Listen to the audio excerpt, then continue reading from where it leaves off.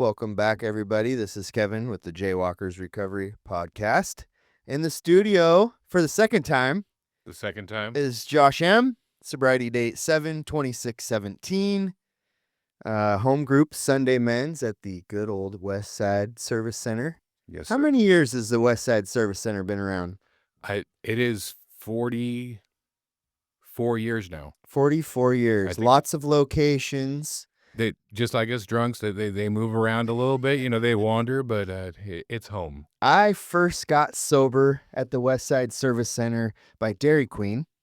Yes. And I just remember they had a 6:30 a.m. meeting, and I would attend the 6:30 a.m. meeting, and I would attend as many meetings there because they had NA meetings, AA meetings all day long. Recovery Club of Beaverton. So Yes. it is a not just AA, and they still have Dawn Patrol at 6:30. Yep. I think That was the one I went to. And they still have noon and 5:30 most days. And is there a midnight meeting there still? Not at the moment. Not at the moment. Yes, I used to go to the midnight, and I couldn't sleep when I first got sober. So I would be at the midnight. I'd harf down half a pack of cigarettes. Pot of coffee. I would go to sleep for 3 or 4 hours, wake up at 4, 5 in the morning sometime, and it wasn't soon enough to the 6:30 a.m. meeting. And that was early sobriety for me. I have very fond memories of that, though. So last time so you came to the studio before Yes. a while ago. Yes, sir. You brought me a very lovely piece of cake because you just left a birthday meeting. Oh, is it? Yes. Yes, and you and I shared a piece of birthday cake. And then we recorded your story. And then when you left, I listened to it, and for some reason the reverb was on. Mm-hmm. And so I was like, gosh, there's got to be some sort of AI software that I could put this in to take the reverb out. Now I know there is, but back then I didn't. And I tried. At least you're investigating. You're trying. I tried to do it, and I put it in there, and then for some reason I got busy. I closed my computer, and I came back out, and it was like restore session. And I'm like, yes, let's restore the session, and restore lost or something like that. And I completely couldn't find the recording anywhere on my computer, and I felt so I felt awful, by the way.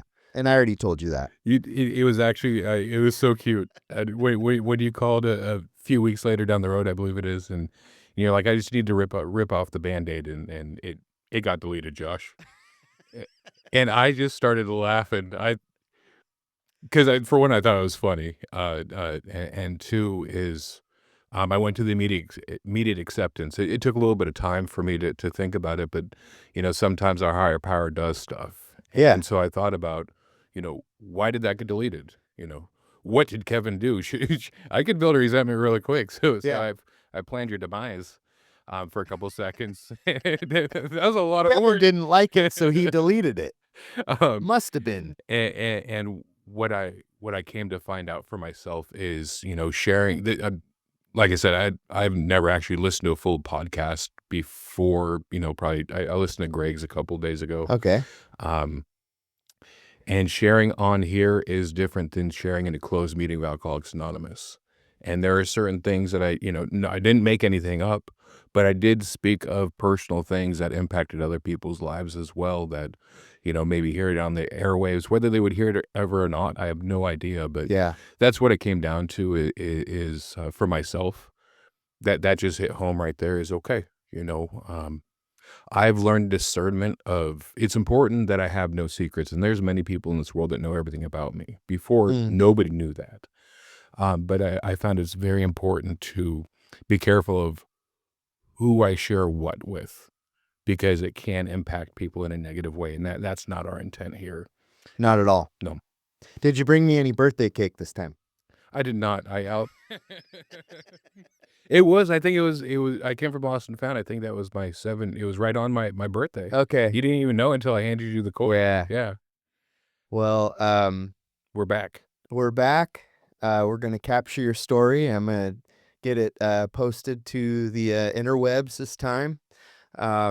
Without further ado, Josh M., would you like to start with your childhood or the first time you drank or used? Anywhere you want to start. I appreciate that. Where I'm going to start first and foremost, that I'm going to do a shameless plug here for our annual men's retreat at Camp Magruder. Kevin, I love you, man. And it was really early on that I was at the Westside Service Center, Sunday men's actually, and you came in to share your experience, strength, and hope. And since I've known you, what I've seen is service, that you care, and um, our annual men's retreat, our host right here is going to actually be our host there. He's going to be our retreat leader. And I'm super excited to do that. It's too. gonna be cool. And it's an annual men's thing that we do. And I remember the first time I went, I never committed to anything because I didn't expect to be alive to the weekend. And so the first time I went there, I didn't commit until just a few days beforehand. A few years later, I went again, and I committed about a month beforehand. And I know before I left that retreat, I filled out the paper and paid for it, and I committed to something a year in advance. Wow. And so that's the change of my life, is instead of just waiting to die or not expecting to live, one of the two, is that I have a good life today, and I can make plans, and I can do things that I want. And it's an experience that shouldn't be missed. And even if you don't like recovery, they have, what is it? Cornhole tournament. Cornhole tournament that we barbecue food like all weekend. So we eat like pigs. It's a meat retreat. And there's just real quick in regards to the service and the impact that you may not know that you have. I ended up sponsoring a guy that he had been in the program just a couple weeks, and he was very nervous, and he showed up there, and you didn't know him, but you'd seen him. You basically just walking up, and you asked him how he's doing, what's going on, and you ended up going on a walk with him on the beach. Yes. And that put him at so much ease that it made it more enjoyable for him to, and possible for him to relax just by caring about another individual. And that's what I'd like to start with, just real briefly, in the forward to the. That's the third edition, so it might throw you off. It did. Sorry about that. No, you're good. I was looking for a different part. Forward to one of the editions, it's going to say recovery begins when one alcoholic talks with another one. Yes. And Kevin, I'm not drunk right now. Are you drunk? I'm not drunk either. Apparently this thing works. It freaking works. And this program makes no sense whatsoever, but I've stopped trying to figure out the how or the why of it. I got told, when I came in very politely, Josh, we know how to get drunk. If you want to change the way you're living, if you want to try something different, quit trying to figure everything out before you do anything. How about you follow the suggestions and do the things and see what happens? And it's worked. It's worked. And again, Josh Alcoholic, 7/26/17. When I first started partying, it wasn't because things were bad. It wasn't things were horrible at home. It was because I wanted to have fun, and I wanted to have fun with my friends, and I found it. It was a freaking blast, and I chased that feeling for a long, long time. I won't go into a bunch of the stuff. I mean, I love the effects produced by alcohol. Yes. And a little bit felt somewhat good, more felt better. I drank as much and as often as I could, as fast as possible. I remember when I turned 21, that's when I became a full-blown alcoholic. I got a great, thoughtful gift. It was a box of booze. There's Wild Turkey, Gentleman Jack, this and that, some Kahlua. There's also a bottle of 151. Bacardi, and at the holy moly, the Holy Grail. Apparently they were for mixed drinks or something. Like you're supposed to do stuff with it. You're supposed to put a little in your mixed drink. By the end of the week, that all the bottles were gone except the 151. And we had a party house, and so we couldn't even afford ice. And I didn't need it. What I did is I walked around with my bottle of 151. I think maybe I had a glass at times, but that I love, again, if I didn't say it before, I love the effects produced by alcohol. The higher the content, the better. If you could light it on fire, I would drink it, as quickly as possible, and this very quickly, the liquor store person became my bartender. Um, at the time, I was, engaged and had a, I was into, a power company. I was one of the youngest people there, so I had a promising career. And what had happened is something that I was having fun with, um, and I still did at times. It wasn't horrible all the time, but what I found something inside of me where I no longer or ever had the ability to talk about feelings. Mhm. The stuff that was agitating or frustrating me, or things I could not even articulate and comprehend what was wrong. There was just something wrong, and I knew how to fix that, which is booze. Pour enough booze on it, man, and it made fun times more fun, difficult times less difficult, and if it got bad enough, I just drank enough and it went away. Yes. Yeah, it worked, and unfortunately, um, life happens, Yeah. and I did not handle things well, and that became a pattern of mine. Is about a month before we were to be married, I broke this wonderful woman's heart, and I couldn't even tell her why. It says out in the book, if you ask him, why do you keep doing this, or why can't you stop, or why this, he'll give you 100 different answers, and if he's really honest with him, sometimes he'll give you the truth, which is, I don't know. I don't know, and I couldn't. Um, I didn't know how to be vulnerable and tell people I was hurting on the inside or that I needed help. I didn't know how to ask for it. I knew how to be there for other people, but I didn't know how to do that myself. And so what happened is that we did not get married. I lost the relationship, and shortly thereafterwards, I lost the job because I was a really good employee, a really good. Actually, I was a really good worker when I was there. And I've heard this over the years: is Josh, how good of an employee can you be if you don't show up? True. And yeah, apparently they want me to earn a paycheck or something. They want you to show up, like, I, every day? I on a consistent basis and actually do things. And like I said, I was a good worker when at times. I mean, I even got employee of the month drunk once. I got an award for it. I was like, there's a exhibit song, a rap song back in the day that calls it "Call You What You Want to Call It." I'm a freaking out alcoholic, and that was my theme song.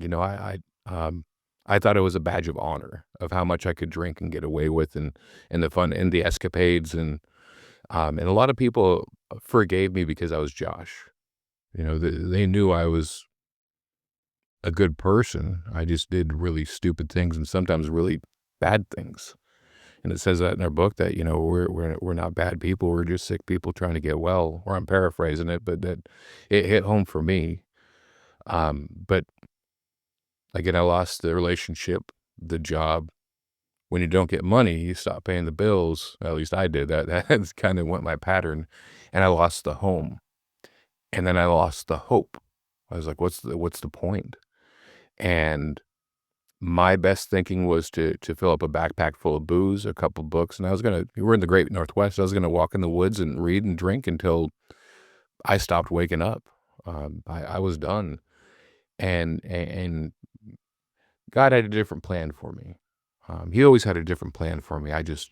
Sometimes I'd hide from God in the Bible, because I knew what I was doing was not okay, but I couldn't stop and I didn't know how. And at times I just didn't want to and didn't care. So about every 2 years, I would do that. I'd lose the relationship, the job, the home, and the hope, and every single time, something intervened. And so something happened, I never planned on it because I never wanted to be responsible for anybody or anything, and, lo and behold, I got married, and had children, um, and I even have a writings to my unborn kids that, Mm. uh, I've broken every one of those promises that said, "I won't put you to bed early so I can drink. I won't do this with alcohol, this." I always knew it was an issue, and because of the love I had for my children, I thought it should be enough, and it should. Um, but it wasn't. It wasn't. My kids were, when I came in here, they were about 14, 5, and 3 years old. Okay, so they had a few years to witness your drinking. Yes. Yes. Yes, they did.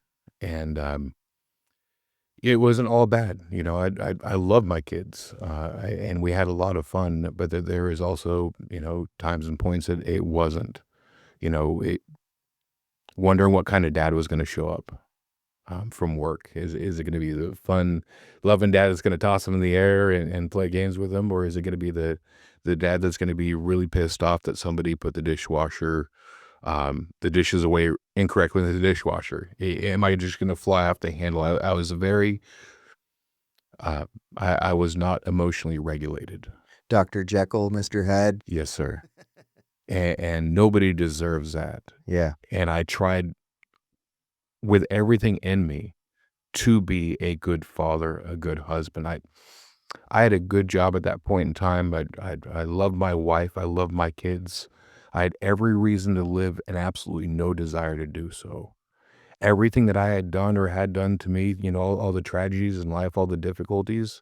Life is difficult enough as it is, but I was carrying everything with me, and it was insurmountable. And it came to a point in time that waking up was a reason to drink. I would come to and I'd be like, not this again.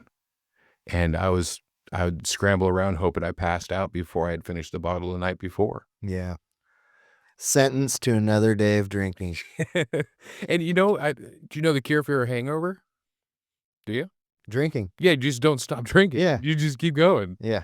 You know, with the normal people, they'll the normies, they'll drink a few, get a little bit tipsy, and they'll stop. And it's like that's when you need to power through.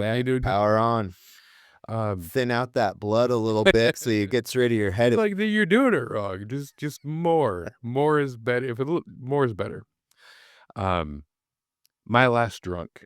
I'll backtrack just real quick. About a month before I came into the program, my son, he was 5, and we went to the zoo, came back, and stopped by the convenience store to, you know, get my malt liquor. Because more is better. You know, higher the content, the better.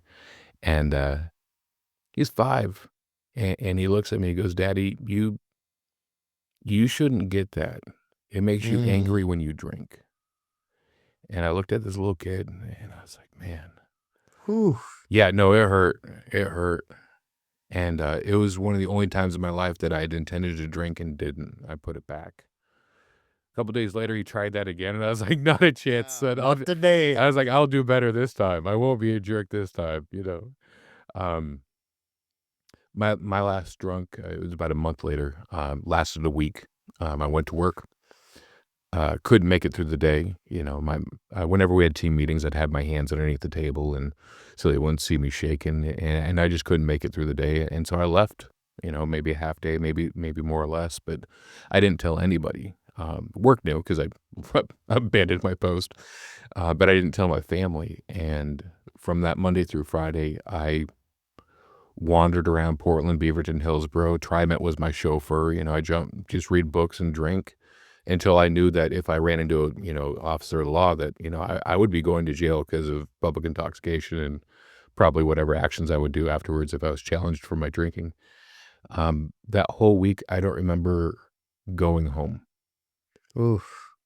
And my wife had said one of the nights that I came home that I came in the door and I went to the bedroom and they followed me, the kids and wife, and she told me later on, of course, that when they had followed me in the bedroom, I was already passed out on the bed. And it was the first time in their lives that I had not acknowledged the children. And, you know, at that point in time, I felt my family was better off with a life insurance check than the person I'd become. I'd tried with all my might to do the right thing, and I just couldn't. When I drank, I couldn't guarantee how much I drank or what I did. And when I tried to stop, I couldn't. And the little bit of times that I could stop, it drove me absolutely nuts because all I could do was think about drinking. And after a few days of not drinking, everything would turn and say, Josh, it'll be different this time. You won't be a jerk this time. You won't do this. It would be different. And that's a lie I told myself a whole lot. So my last intentional drink, was on February 14th, 2015. And it was Valentine's Day. Okay. And what I'd felt that day while trying to get drunk, my body was no longer processing things appropriately. I was jaundiced. My insides were. Your liver was shot. Yeah. I was dead man walking on that one. It wouldn't have been I tried really hard to take myself out. And again, I just came to once again. And on Valentine's Day, things didn't go great. They didn't go horrible. What I felt was I felt really, really numb, and that scared me. And leading up to that, my Eskimo, upstairs neighbor lady, was talking with my wife over some time and talking about our marriage and what was wrong with it. And basically it's me, and she was in the program, and she handed her a pamphlet with some numbers on it and some meeting schedules. And she had brought that down while I was drinking and gave it to me, and I flung that thing across. You weren't ready for that information. I don't have a problem with my drinking. You have a problem with my drinking. And on February 15th, 2015, wife took the kids out of town to visit a friend, and I was really excited for some guilt-free drinking, that I wasn't going to get nagged. I wasn't going to cause racket. If I was alone by myself, it's okay. What transpired though is I found where I'd thrown the pamphlet, and I put it in my back pocket. And as much as I wanted the release and comfort of alcohol, the desire or the thought that my wife maybe want to have a husband when she came home, and the kids may want a father that's worth a darn, that prevailed. And so for that day, I literally just cleaned my house, crawling out of my skin. I didn't drink for one day. And then I walked into a meeting of Alcoholics Anonymous the next morning at 6 a.m., day starters, down here in Beaverton. And God bless it. It was in like the Sunday school church area off of the actual main church. And it was dark, and it was 5:30 in the morning. So I was there early, but I was there. And I didn't know what to do because everything was turned off. And bless this lady, I think her name was Katie. She came out of the dark, and she goes, "Are you here for the meeting?" I was like, "God, I hope so." And she literally walked me into the rooms of Alcoholics Anonymous. Awesome. And in that very first meeting, they were laughing and joking and just having a grand old time. Fuck those guys. Those sons of bitches. Those sons of... And those were the thoughts too. The thought was, what are you doing? Don't you know I'm dying? This is a horrible day. Yes, it's the worst. And I don't even have booze. And, it took a little bit of time. I was very foggy, but internally I was like, don't you realize how miserable I am right now? And I came to find out that they knew. They weren't laughing at me or making fun of this or that. They were rejoicing because they could see me, they could smell me, they saw the misery, they saw what it was like for them. I was a really good reminder for them to not drink today, because they could have their misery refunded at any point in time. Just look at that guy over there. And so, again, they weren't laughing at me. They were rejoicing because they no longer had to live as I was at that point. They had found a solution. There was a way out. And they were coming together because apparently if we stop coming here and doing these things, I have a really good forgetter.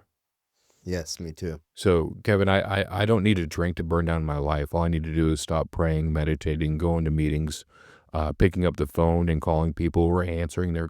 I could just isolate really quick, and then everybody else in the world is a problem, and I'm fine. Yeah, I got about 14 days till I turn into a real prick. That long? I heard 7 days makes 1 week. Okay. So now it changes over time depending on our spiritual fitness, because one thing that's really cool today is I can go camping for a week and be good Same. because I got taught how to connect with my higher power. Yes. You know, my firm foundation is the fact that I have a relationship with God of my understanding that nobody can take from me. Mm-hmm. And the only time I found that prayer doesn't work is when I don't do it enough. The only time that leads, I found that prayer and meditation, this program gives me what the bottle promised. I have freedom. I have joy. I have a good life, and I enjoy living. From a hopeless drunk that couldn't stop drinking, I have a whole lot of hope, and I don't have to drink. That is because of the grace of God and love of this fellowship. That is because people like yourself had found a solution. If we found it and kept it to ourselves, it would dry up. So when somebody needed help, that's why it's very important that we keep coming together. And I've also heard as well that Josh, even out of the meetings, the responsibility statement, when anyone anywhere reaches out for help, we want the hand of AA always to be there. Not any drunk, not one very specific sect. When anyone who needs reaches out for help, and I may be the only big book that somebody ever meets. And if I'm not practicing these principles in all my affairs, then I could turn an opportunity into a disastrous situation. I used to do that on a consistent basis. I don't have to today. Early on, I got suggested to do certain things: get a sponsor, go to meetings, don't drink in between meetings, read the book, do the steps, help others. Now, my life was really messed up at that point in time. But when I was sitting in that very first meeting, I didn't know what you all had there, but I knew you were going to be grateful that I showed up because you had the steps in the wrong order. You were doing things so wrong. Again, I couldn't do anything with my life, but I was going to fix AA at least before I died. Um, what should have been the first step. well, the first one's fine. I actually couldn't tell you what I thought in my head. Maybe one of the thoughts was I need to make amends really, really quick, but Right. I need to make sure that everybody knows how That's sorry I am. That's common. And I got shown the steps are in order because if I started doing that, then I wouldn't be ready for those reactions or responses. And people stopped caring that I was sorry. Yeah, they knew I was sorry. They just wanted me to change. Well, and you need your sponsor to kind of audit your amends that you're planning to make too. Like, oh, don't fucking make that one. Not like that anyway. That was very beneficial. Now, keep in mind, at the beginning, I started writing words down because I had no idea some of the lingo that you're talking about or what a sponsor was. Yes. But what I did find, and anything good that I've gotten this program, it's because I learned how to ask for help. I got a few things that I wanted to just run through because, that's what led to sobriety. That's what it was like, and that's what happened. And then now I'm in recovery. Now, what do I do? You take Yes. the booze away from me, my best friend. What am I supposed to do? How am I supposed to do it? And what I found, and it has it in our text as well, is, do you have a sufficient substitute? And the answer is yes. We have the Fellowship of Alcoholics Anonymous, where I don't have to do anything alone.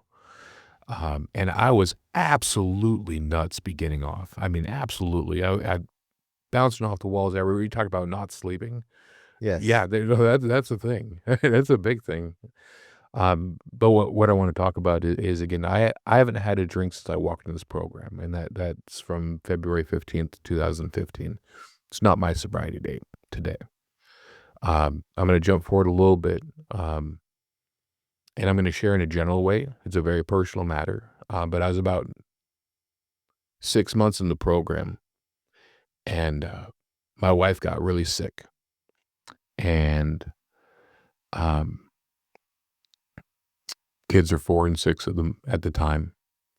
And she was hospitalized for some time, the wife was. And we brought her home, and I was her nurse. And I talked with my sponsor. I was connected, made sure that my home group at the times knew I couldn't attend meetings anymore because I had sick wife and 2 young children at home.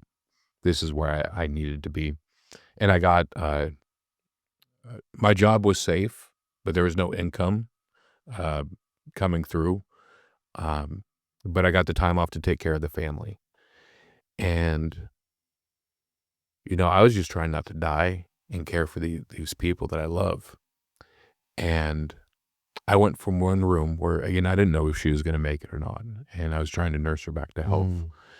And I would go from not knowing if she was going to make it to go to the next room. And my kids are watching the video, and 4 and 6, just cute little kids. So I walk in there with a smile on my face and try to be joyful and play with them for a little bit. And then I go make lunch. And I start making sandwiches. And I find myself, I'm crying on the bread.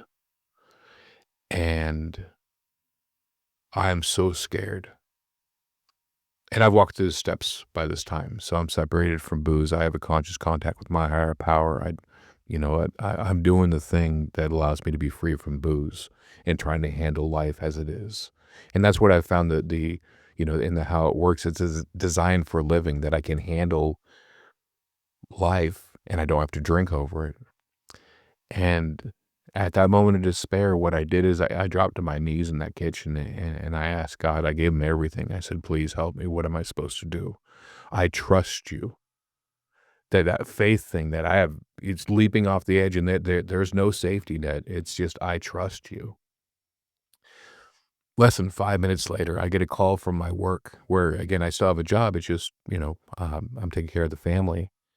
And it's my boss, and she let me know that they were closing I worked for a bank at a call center, and they're closing up shop, and they're sending it overseas at the end of the year. So in December 2015 is when it was closing, and in just a few months' time.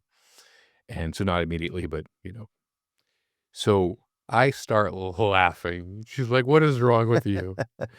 And I literally just said, "I give you everything, God. I Yeah. trust you." And the very next thing is your job's gone. How much do you really trust Josh? Yes. Is it everything or is it nothing? And so that's one thing I've found is that when I walk in faith, especially in very difficult situations, every time I do so and trust, my relationship, my foundation gets stronger. And it's easier to leap off that ledge in faith because all I have to do is look at all the times that I gave it to my higher power and got good results. God is good, man, He is. all the time. And with that said, um, job ends in December. I remember taking my 1 year at my home group. Um, 4 months later, this program can do miraculous things for relationships. And that's one resentment that I got to work through as well as it couldn't save my marriage. It not without trying, not without love, but it couldn't. And so for the most part, from 1 year in recovery till today, for the most part, I've been a single father. Okay. Um, I love my wife, the mother of my children, but there's things that could not be corrected, and we wanted to make sure the kids were in a safe environment. Yes. And so, God bless her. What I've learned in this program is as long as there's breath, there's hope. So I harbor no ill will, no hate, no nothing. And I just hope she's alive and well and know that she's loved. But the kids haven't seen her in like 8 years. Mm. And that's not from anything except sometimes life is really, really difficult. Yeah. And knowing where I've come from and how I felt, I understand. It's taken a lot of praying. It's taken a lot of working through stuff. Um, but again, all I truly do is hope that she's okay. Her and I, we met when we were like 13 years old. Wow. We played house. We played, had the kids. It was, and I still love her. Yeah. And that's an important thing is where there can be difficulties, there can be hard feelings. What I found for me today, I hold no hate or ill will towards anybody walking this earth. Acceptance does not mean I agree with or condone behaviors. It's that, can I be okay when things are not? And the answer is yes. It'll take some time, it can take some work, but I found that there is power in prayer, talking with other people. There's people, like I said, that know my whole story, and if I didn't have that fellowship around me, the people that I trusted with everything, I would have broken a long time ago. There are times where I'd call my sponsor up, and I wouldn't even be able to tell him what's wrong. I'd just say, "Can you pray?" Yes. I don't have to do it alone. So with that said, check this out. Losing the job was apparently exactly what needed to happen, because now I have 2 kids, 4 and 6 years old. What do I do with them? Yeah. I'm a crazy man just trying not to drink and die, right?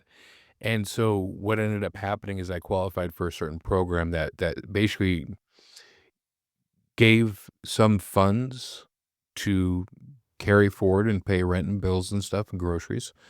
And it said, since how I lost my job, outsourcing out of the country, we're going to give you the opportunity to go to school and ensure that if you do that, you will have a career available for you here. Wow. And that's what I did. It's called the Trade Act program. Hmm. And that's where I was talking with your family earlier, where they're like, "What do you want, Josh? What do you want to do?" I was like, "Well, I want to go fishing." They're like, "We're not going to pay you for that." And I was like, "Well, again, they asked, what do you like?" I like numbers and organization. Like, have you thought about being an accountant? I was like, "No, I'm in recovery." I was like, they're all drunks. Um, I had no thought of using the actual degree. All I was trying to do was keep this program going so I could be a dad Yes. and raise the kids. And my sponsor's like, "Josh, you need to go back to work. You need, this is what, we got to take care of this financial stuff." I was like, "Do you want to watch my kids while I go do that?" He's like, "Keep studying, Josh. You're doing the next right thing." And God bless him. And what happened is, check this out, from a hopeless drunk, man, I was able to start passing these backgrounds. And what that meant was I ended up being a volunteer in my kids' school. I was a staple there.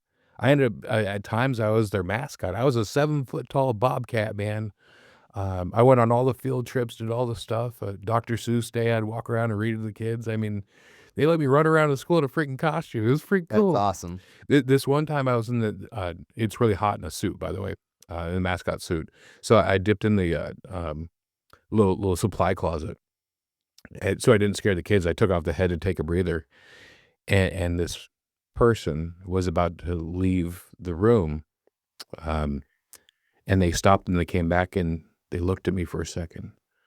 And they go, "Are you friends of Bill's?" I was like, "Yes, man. Yes." And they go, "I saw you speak a couple weeks ago."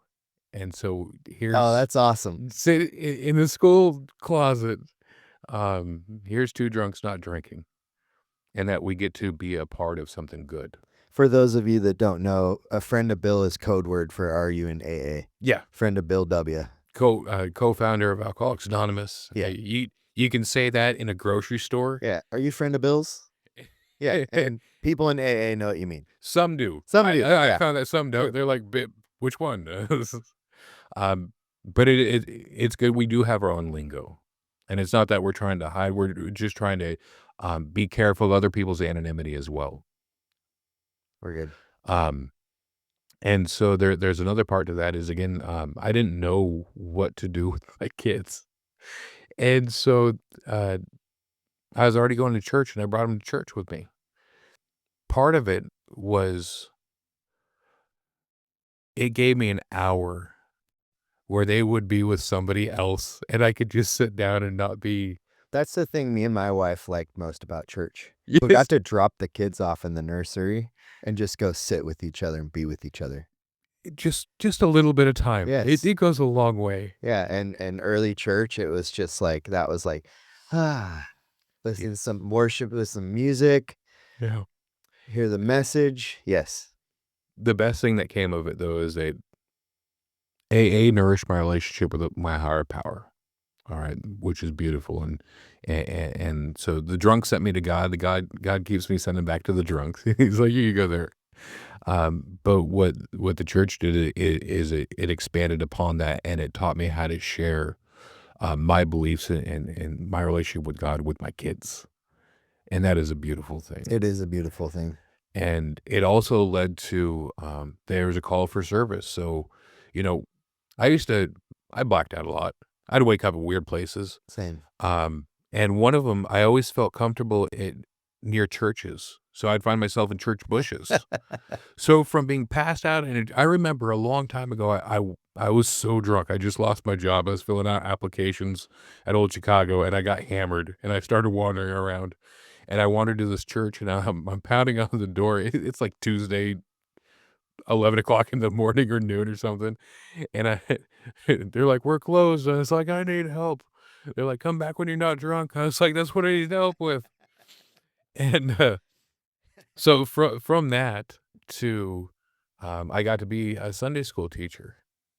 And Wow. when that happened, I got this badge thing, and I had to pass all the backgrounds and Yep. stuff. And I was like, I don't know, I don't know.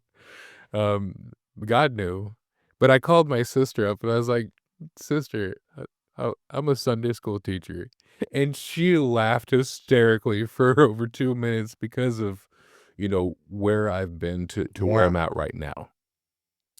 And so, um, a lot has happened throughout the years. One thing I'll touch upon is, when I came into the program, I was doing dry goods, outside substances, um, because I liked them. And I didn't come in here to stop all that. I came in here because I wanted to stop drinking. Yes. And I had many excuses, rationalizations, justifications of why I did what I did. I remember finishing my fifth step with my sponsor, and I said, "Oh, by the way, this is I partake in this stuff over here." And he's like, "Well, Josh, if he can do that with impunity, go ahead. I can't." And I know what the word impunity means. And I was like, "Oh, you son of," I know that word. And you know, only I think 2 people in the program knew what I was doing, and they didn't judge me for it. They didn't tell me what I had to do. Um, but over time, my definition of recovery changed for me. On our coin, it says, "To thine own self be true," and that's one of the things Yes. that set me free, is when I finally made a decision that this was no longer serving me well, Yes. and all my rationalizations, justifications went out the window because everything I said, this didn't cause the same issues as booze did. It eventually did. Yes. And Are we talking about pot? pot, and there's other things. Yeah. I dabbled in. I was like always saying marijuana wasn't really hurting much, but it wasn't helping a damn thing either, right? That was one of my rationalizations. And in Alcoholics Anonymous, they're like, the only the only requirement for membership is a desire to stop drinking. Yes. So I can smoke all I want, and back then it was very frowned upon to talk about anything else. True. I didn't know the difference. And again, to each their own. All right, it's very important. But what it did to me is, I actually did lose a relationship because of it. I did start not being able to keep my word when I said I wouldn't do it to myself. And if that's not powerless, if I can't keep my own word, that's not a good sign. Yeah. And so I made a decision. I went from having 2 years of sobriety to, after I spoke with who I needed to speak with, I made a decision. I asked for help, and then I took action. Mm-hmm. I found these steps work in every aspect of my life if I choose to apply them. So 2 years into recovery, I reset my sobriety date. And so that's why 7/26/17 is my sobriety date today. 2 years later, I quit smoking cigarettes. That's awesome. I remember about 10 months into the program, I was gonna exercise and eat right and quit smoking weed and quit smoking cigarettes and quit doing this, that, the other thing. And 3 days later, I call my sponsors like, "I'm gonna murder somebody right now." Or smoke a cigarette yeah, right now. Yeah, it was between manslaughter and a cigarette. Go ahead. If that's your only options, Josh, there's a lesser of the two. Um, so I did. So maybe I know for a fact some people can stop everything. Yeah. You know, Some people need baby steps, though. yes, it was a natural progression for me. And so, a few things I want to touch on right here. So I ended. Oh, just real quick, I ended up when I got the um degree, the associates in accounting. I put my application everywhere. The money stopped. Like there was Okay. no more money. You're done with school. We're cutting you off, Yeah, son. we've been in the Time red to again a go get a while. job. You know, this is, you talk about the promises of financial insecurity will leave us. Does not mean you will have a dime. It True. says that I won't be afraid of it. And so that was some of the freest I was, is I didn't have a job. I didn't have any income, but I had the love of my family and I had the trust of my higher power. And so I walked a free man, and I put my applications everywhere. And I got one real solid interview. And partway through it, apparently, I didn't even know what I applied for. It was for the head of accounting for this small firm. And partway into the interview, he stops and he's like, "Josh, you're not qualified for this." And I started laughing. I was like, "I know. Just because I have a piece of paper doesn't mean I know anything." And I didn't get the job. They hired somebody else. But they called back about a month later, sitting in McDonald's with my kids. And they're like, "Are you still looking?" I was like, "Yes." They're like, "Come in and we'll talk." And I've been there for over 7 years now. That's awesome. It has afforded me many things. One is I actually get to practice my career, and I found out I'm actually good at what I do. I listen to music and play with numbers all day. It's fun. But it's afforded me the opportunity to raise my children as well. And let's see, my kids now are 14, 16, and 25. Oh my gosh.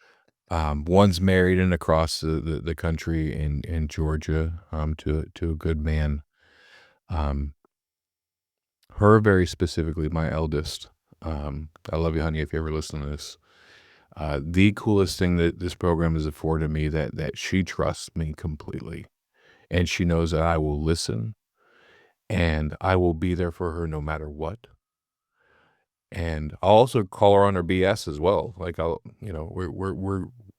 we're uniquely qualified to hold one another accountable. So even my children, I can hold up the mirror and be like, I'll ask, do you want me to just listen, or would you like some feedback? Right. And, that's an important thing. Sometimes they don't want to hear, and then that's okay. I've learned Yeah. to be Shut your mouth and listen, Dad. yeah, and I will, I will.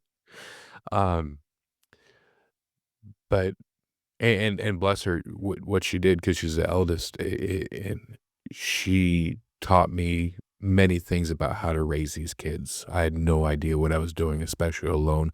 I don't know how to raise a 3-year-old little girl. She gave me some of the best advice ever, and she goes, "Dad, pops, um, especially through certain things as she's becoming a young woman as well, is you be patient and kind and loving to her. And if you do that, that is what she will be looking for in a relationship in her life. Mm. Don't screw it up, pops." All my kids,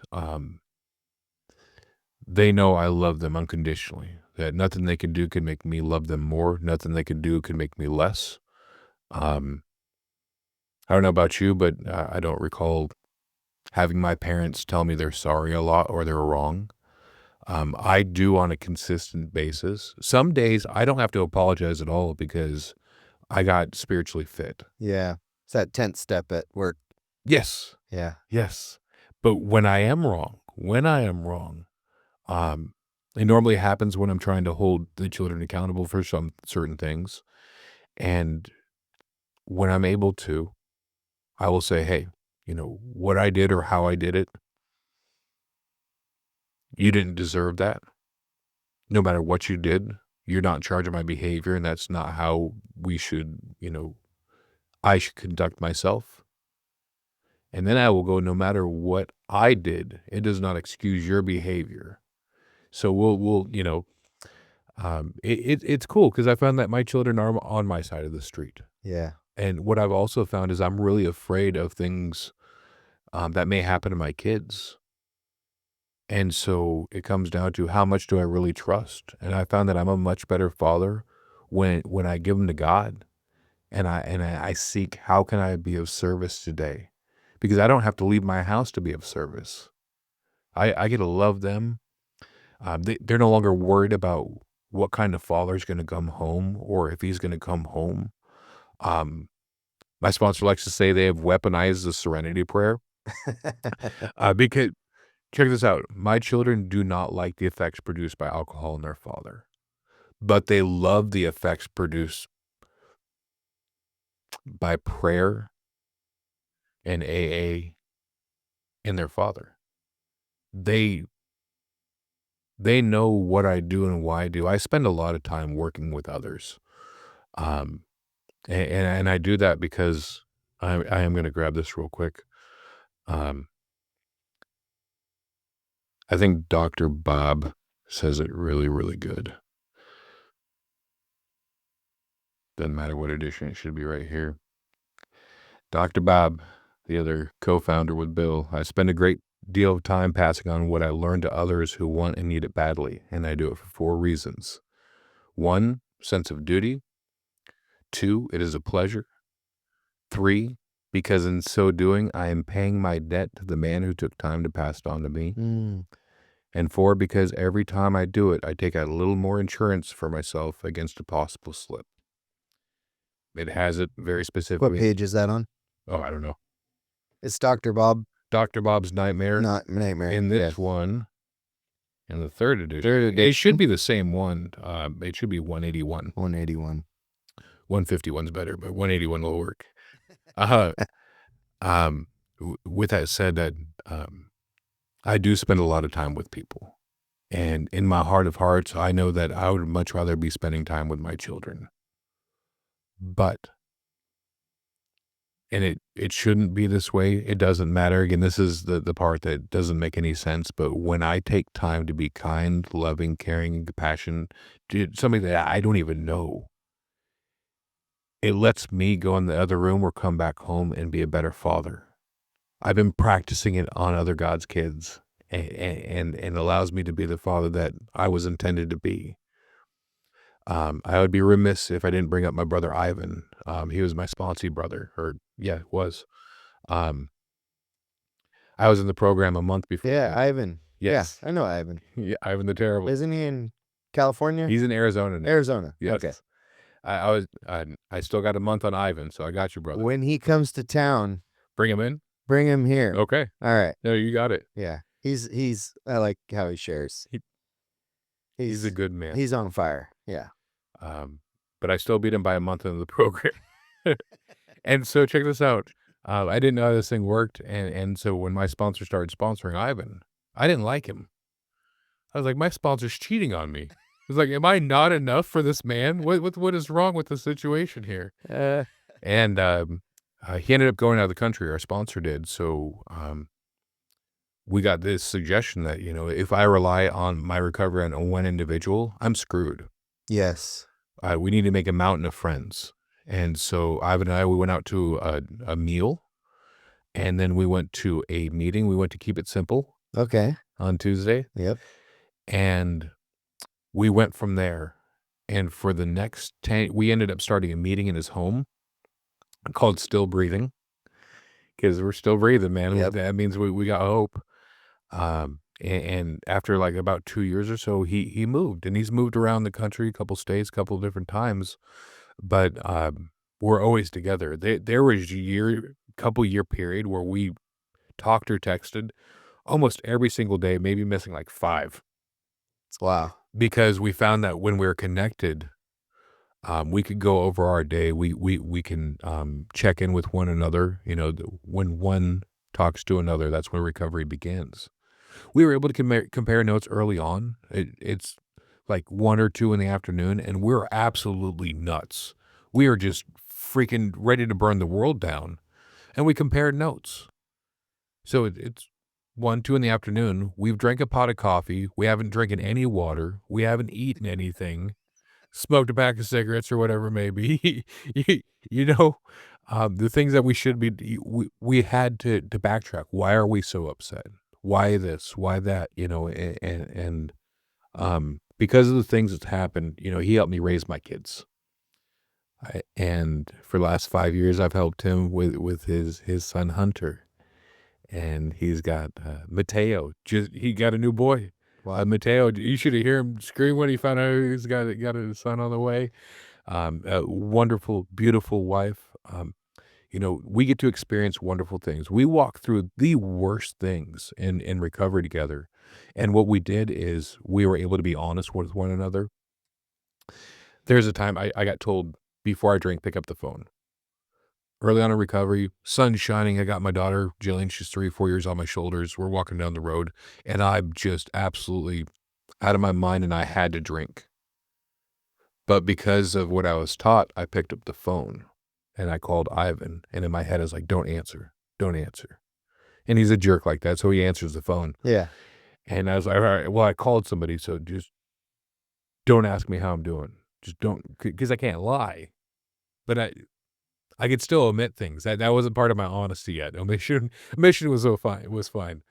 But Ivan is a jerk. Ivan, you're a jerk. He asked me how I was doing. And I told him that everything in the world was fine and I needed a drink right now. And so he listened. And we've done that over the years where we listen and like, okay, I'm sorry for the troubles. I'm sorry for the difficulties. Do you want to bring the solution into it? And we pray. We talk. We pray. And I didn't have to drink after that phone call. Not once since I walked in here and cared for others and allowed others to care for me have I found it necessary to take a drink. Not once. It was not yet a year ago. My kids and I, we went down to Arizona, and I was able to be the best man at his wedding, and our kids got to play together.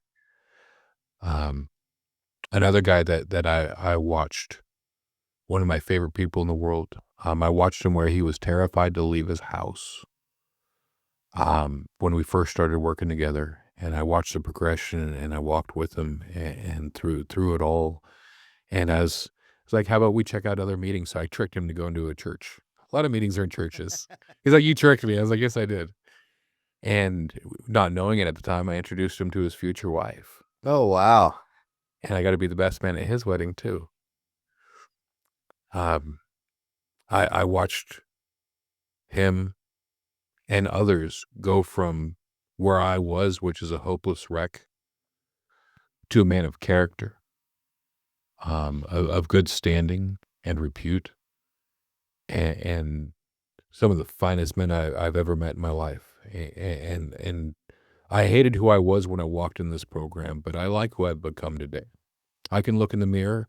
I saw 3 officers on the sidewalk this afternoon, and I was wearing my leather jacket, so yeah, I kind of look suspect.